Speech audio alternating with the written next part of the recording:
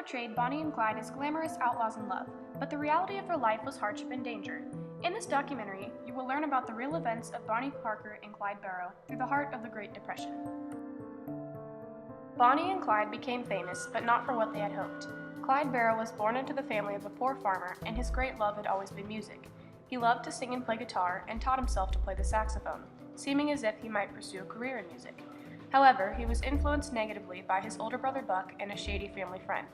Then it wasn't long before Clyde's interest turned from playing songs to stealing cars.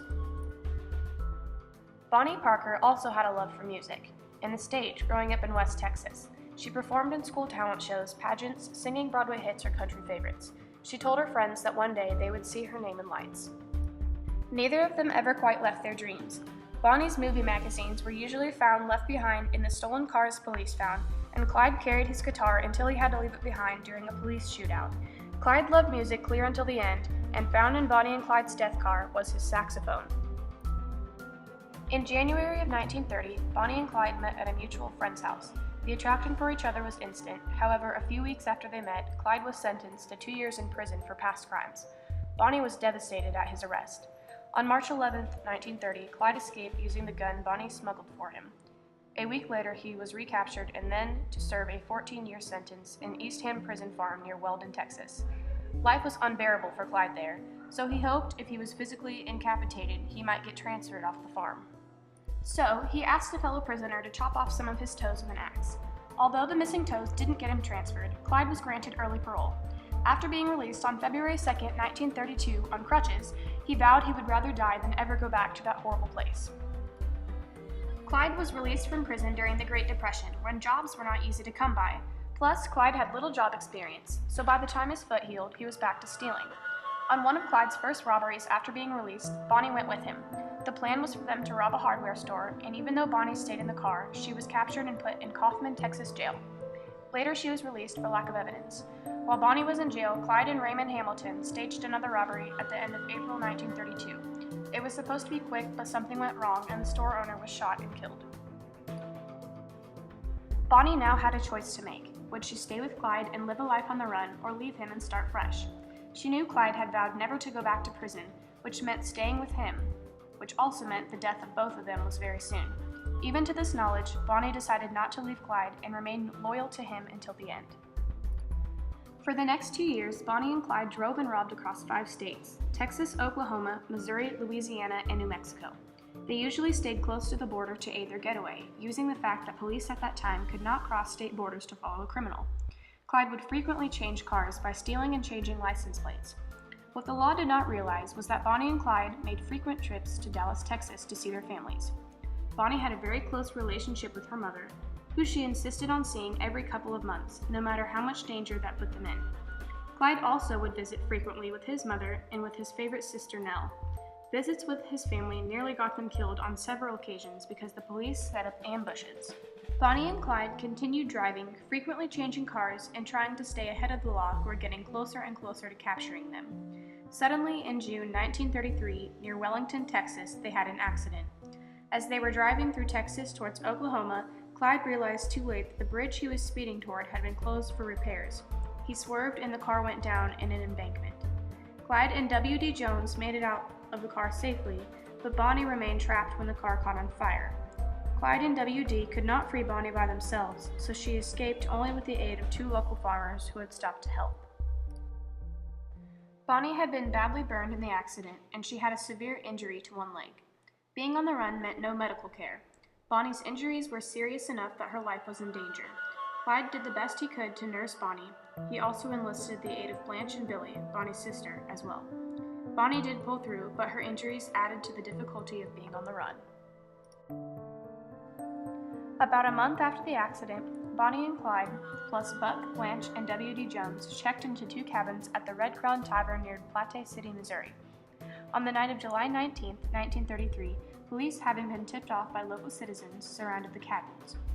This time, the police were better armed and better prepared than during the fight at the apartment in Joplin. At 11 p.m., a policeman banged on one of the cabin doors. Blanche replied, "Just a minute, let me get dressed." That gave Clyde enough time to pick up his Browning automatic rifle and start shooting. When the police shot back, it was a massive fusillade. While the others took cover, Buck kept shooting until he was shot in the head. Clyde then gathered everyone up, including Buck, and made a charge for the garage. Once in the car, Clyde and his gang made their escape, with Clyde driving and W.D. Jones firing a machine gun.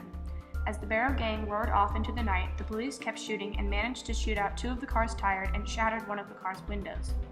The shattered glass severely damaged one of Blanche's eyes. Clyde drove through the night and all the next day, only stopping to change bandages and to change tires. When they reached Dextertown, Iowa, Clyde and everyone else in the car needed to rest. They stopped at the Dexfield Park Recreation Area. Unknowing to Bonnie and Clyde and the gang, the police had been alerted to their presence at the campsite by a local farmer who had found bloodied bandages. The local police gathered over 100 police, National Guardsmen, and local farmers and surrounded the Barrow gang. On the morning of July 24, 1933, Bonnie noticed the policemen closing in and screamed. This alerted Clyde and W.D. Jones to pick up their guns and start shooting. So completely outnumbered, it is amazing that any of the Barrow gang survived this onslaught. Buck, unable to move far, kept shooting. Buck was hit several times while Blanche stayed by his side. Clyde hopped into one of their 2 cars, but he was then shot in the arm and crashed the car into a tree. Bonnie, Clyde, and W.D. Jones ended up running and then swimming across the river. As soon as he could, Clyde stole another car from a farm and drove away.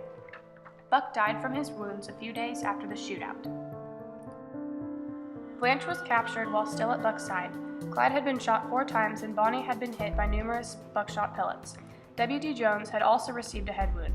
After the shootout, he took off from the group, never to return.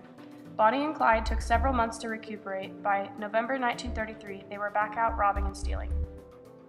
They now had to be extra careful, for they realized that local citizens might recognize them and turn them in, as they had done at the Red Crown Tavern in Dexfield Park. To avoid public scrutiny, they lived in their car, driving during the day and sleeping in it at night.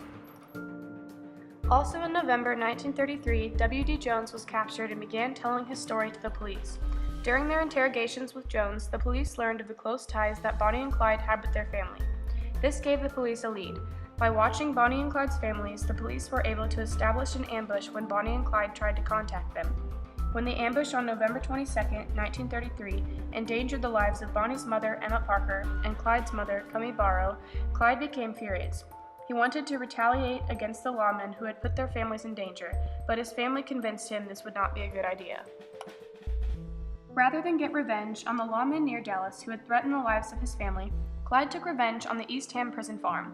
In January 1934, Bonnie and Clyde helped Clyde's old friend, Raymond Hamilton, break out of East Ham. During the escape, a guard was killed and several extra prisoners hopped into the car with Bonnie and Clyde. One of these prisoners was named Henry Methvin.